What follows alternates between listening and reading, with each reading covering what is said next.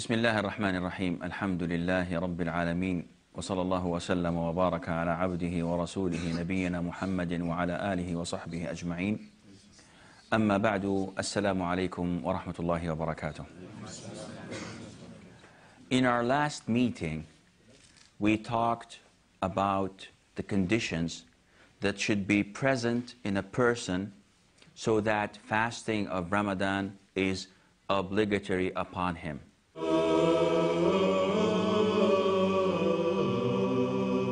We talked about Islam as a first condition. We talked about reaching the age of puberty. And we talked about being in a state of sound mind. Today we will talk, inshallah, about the fourth condition, which is the ability. In order for you to be a must that you fast Ramadan, you should be able to fast Ramadan. So if you're not able, then Ramadan is not obligatory for you to fast. But how do we define the word able? See, scholars say that to be able, this means that you must not be ill, whether you are temporarily ill or whether you are chronically ill. And these two people, they don't have to fast. It is not a must for them to fast. And this is a sign of the mercy of Allah Azza wa Jal. Imagine if you are ill, if you have a real pain, severe pain in your body, that would increase if you fast. Imagine if Allah made it obligatory upon you in your deteriorating condition to fast. That would be torturing. And Allah Azza wa Jal does not want to do that to us. That is why we are exempt.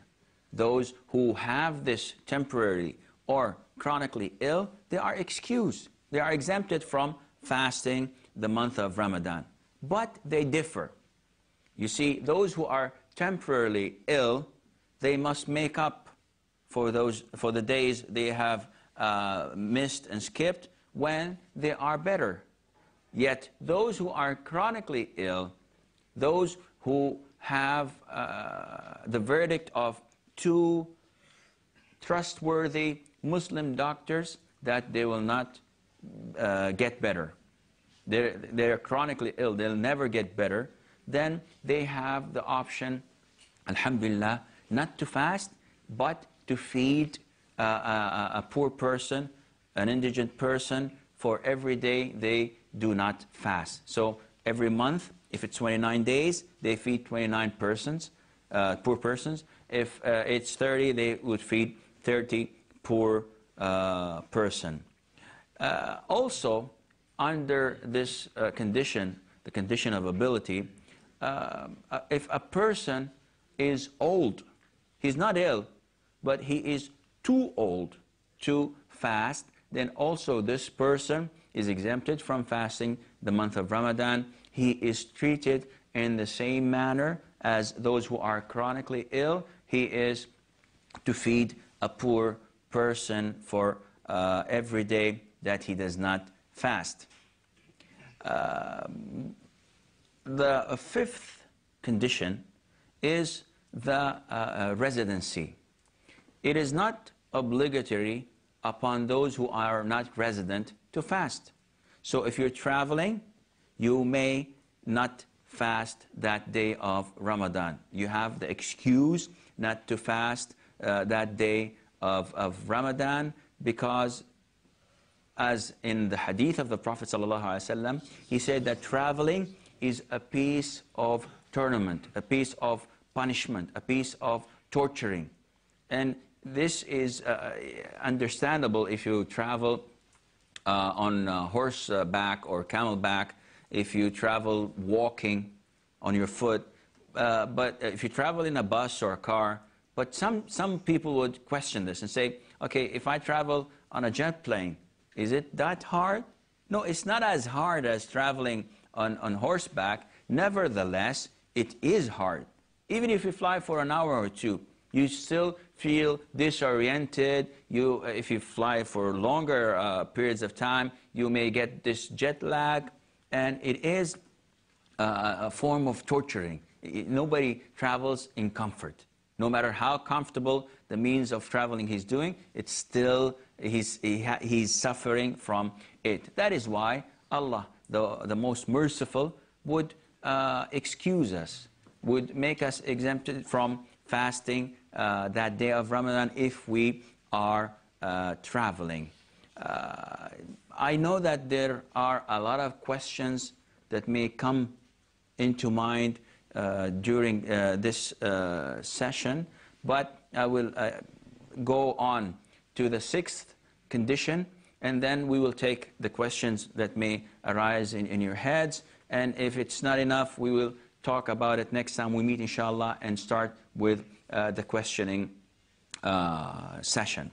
The last and final condition is that a person who is Muslim, who has reached the age of puberty, who is in his sound mind, who is able to fast, who is a resident, he's not traveling, if this person has no obstacles, no preventions from fasting, then he should fast. And what could that mean? What are the things that may prevent you from fasting other than the 5 we've mentioned earlier? Scholars say that this is a special case for females, because females, even if they're Muslims and reach the age of puberty and they are in their sound mind and they are able and residing in one place, they are in their own hometown, if they have their monthly period, their menses, or if they have their post-birth bleeding, then it is forbidden for them to fast. It's not up to them, even if they have no hardship. It is forbidden for a woman to fast if she has her monthly period. She is to make up for the days she skipped due to this excuse, yet if she has this thing that prevents her from fasting, she must not, it is not allowed for her to fast. Now we open the field for any questions, and I know you've got a lot of questions concerning this subject. Does anybody have a question here? Bismillah ar-Rahman ar-Rahim. Must diabetics fast? See, diabetes is an illness, and I'm not a physician. I'm not a medical doctor, but I know the things that make you fast and the things that you are allowed not to fast because of. So diabetic people, once they have this illness, it depends. If it is so hard for them to fast and it would cause them to faint in the middle of the day, then they should not fast. They are exempted from fasting. But if they can go on, if it's easy for them to fast, you see, as I know, it's different cases. It differs from a person to the other. In some severe cases, it is not recommended. Doctors say this guy must not fast, period.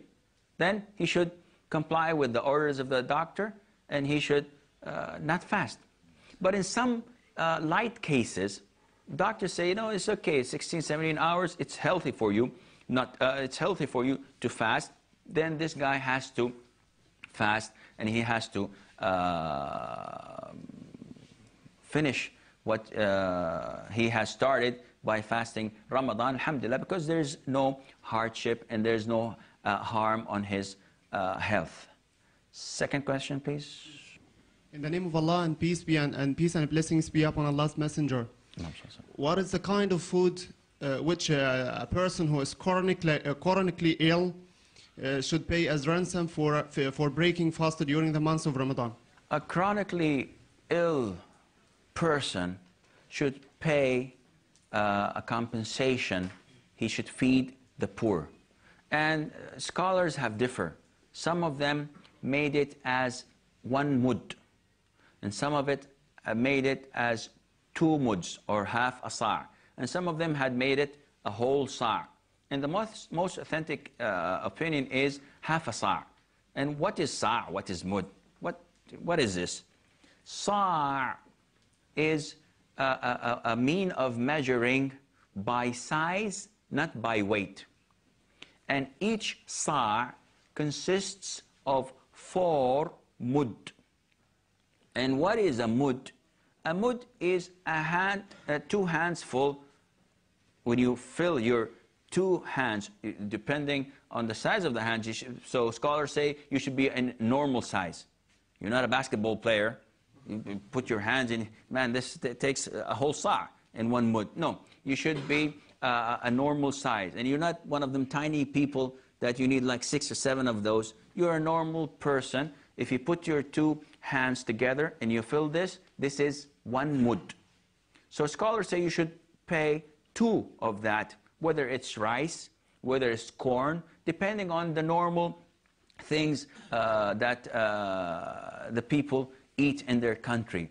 And if you want to do a little bit extra, you could add some meat or chicken to that. Ibn Abbas, may Allah be pleased with him and with his father, the cousin of the Prophet ﷺ, used to, when he was really old and he could not fast Ramadan, used to get 30 poor people and make food for them and feed them all. And this does the job for a whole month. And always think of it this way. The more you offer, the more you help people, the more the reward you get at the side of Allah. So a lot of people will just give rice, for example, or corn. That's acceptable. It is acceptable. But the more you put into it, the more it's useful for the people. Nobody eats rice alone. So if you put some meat, some chicken, that would do a great job.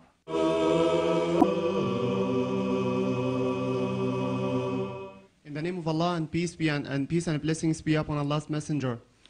What is the kind of food which a person who is chronically ill should pay as ransom for breaking fast during the months of Ramadan? A chronically ill person should pay a compensation. He should feed the poor. And scholars have differed. Some of them made it as 1 mud. And some of it made it as 2 muds or half a sa'. And some of them had made it a whole sa'. And the most authentic opinion is half a sa'. And what is sa'? What is mud? What is this? Sa' is a mean of measuring by size, not by weight. And each sa' consists of 4 mud. And what is a mud? A mud is a 2 hands full.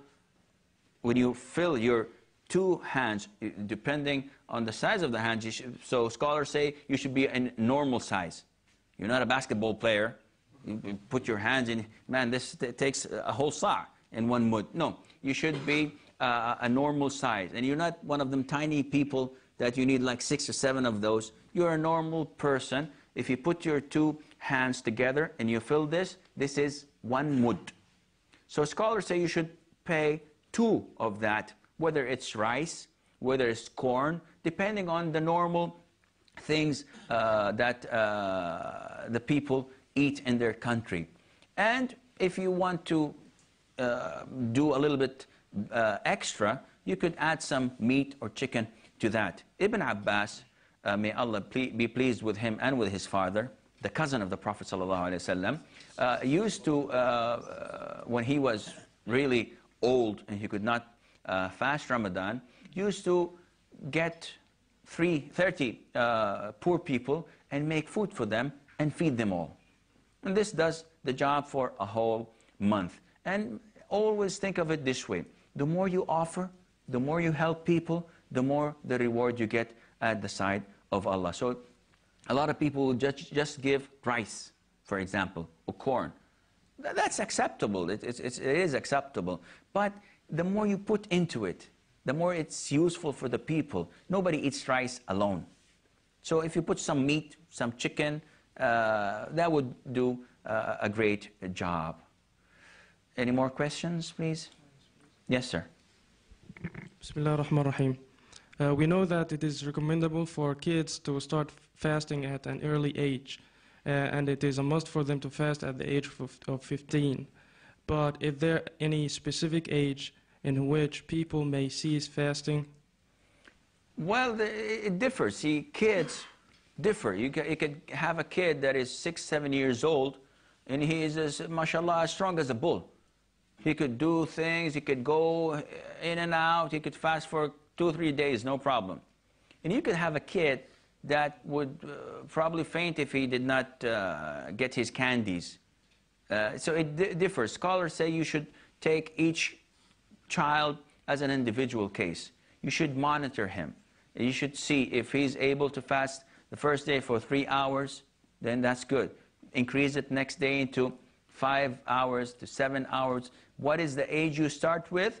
I would prefer to start at the age of 7 or 8, or even 9 or 10.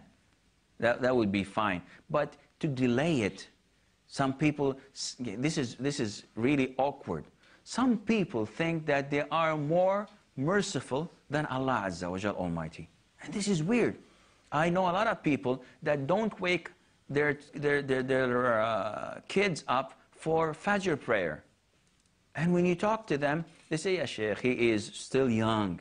Let him enjoy his young age. He's still young for that." And when you look at the guy travels abroad, and God knows what he does abroad. He travels for 4 or 5 weeks on his own. This son of his.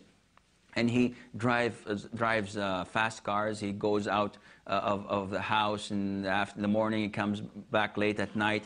And when you talk to his parents, he said, "No, I don't want to upset my son. I would like my son to enjoy his life. He's still young. He is 34 years old and he's still young. What are you talking about? 34 years old?" He said, "Yeah, he's still young." No, he's not. See, we don't have this teenage stuff. Now, this is another issue altogether. Now, people in the West would say, now, this is a critical age from 13 till 18. He's a teenage. So you should pay more attention. You should tolerate things. You should overlook a lot of things. We don't have this in Islam. The kid is a kid. Once he reaches the age of puberty, man, he's a man. He is questioned for every single thing he does. The people at the time of the Prophet used to be men when they were 15. They used to be soldiers. They used to be scholars. They used to be people that called people to Islam and travel distances to call people into Islam when they were 15 years old. Now, we end up with people that are 30 years old, 40 years old, and their parents will say, "No, the poor thing is young. Let him sleep. Don't wake him up for Fajr. Don't let him fast. Man, he's still young. He has all the life ahead of him, and you'll never know when you die." This is wrong. You don't have the whole life ahead of you. You don't know when you will be called to answer the call of Allah Azza wa Jal. Therefore, one should teach them at a very early age so they're used to it, instead of, bang, hitting them with it when they're 15. The guy never fasted for 1 hour until he was 15, and then he said, "Now it's obligatory for you to fast, go ahead." He will not take this. And even if he does, he will not accept it because he was not raised to do this. So that is why Islam tells you to do it, gradually, especially with the children, because you have to be nice to children. They are to be the scholars of the future. They are to be the builders of the society. So you have to gradually get Islam to them, but through the normal and correct channels. Any more questions, please? Yes, sir. Bismillah ar-Rahman ar-Rahim. I would like to ask if someone is fasting on a certain day, the day is not in Ramadan, and it's not a special day. It's a normal Monday, the Monday, Thursday fasting. In the middle of his fasting, his parents asked him to break his fast in the middle of the day because of a good reason. Maybe he gets sleepy in the time that he breaks his fast or something, and they want him to appear in a good condition in front of people at this time. So, which will be the priority? Is it to proceed with his fasting or to obey his parents? Thank you. Scholars say that there is a difference between obligatory fasting and commendable fasting. The obligatory fasting, you may not break it for any illegitimate reason. The voluntary or commendable fasting, on the other hand, you are the prince of yourself, as they say. If you want to go ahead with it, alhamdulillah. If you want to break it, it's up to you. It's your choice. Then we come to the pros and cons. If I continue fasting, I would be doing something commendable, and I would be something that Allah is pleased with.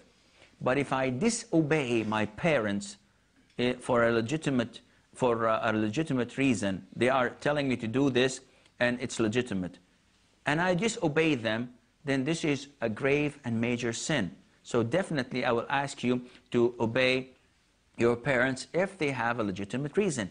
And by obeying them, Allah will write to you, Allah will grant you the reward of fasting without fasting. And this is one of the nice attributes of Islam.